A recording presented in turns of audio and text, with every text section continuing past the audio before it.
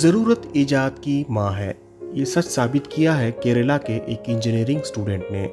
केरला के इस स्टूडेंट ने मास्क को माइक और स्पीकर से जोड़ दिया है। आप ही देखिए किस तरह से ये मास्क काम करता है।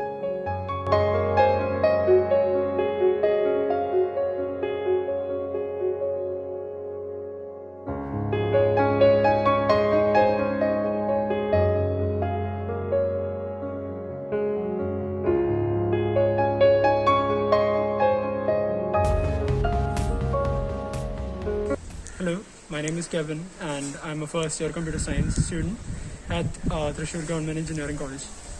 And this is the voice amplifier that I built. So the reason behind such a build is actually my parents. They had a very difficult time communicating with their patients in the presence of two masks in the face shield. So in order to overcome such an issue, which is a common issue nowadays, is why I built such a device. So this is currently off, and this is how I sound once it's switched on.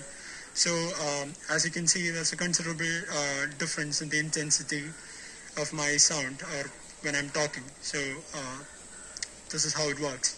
Thank you.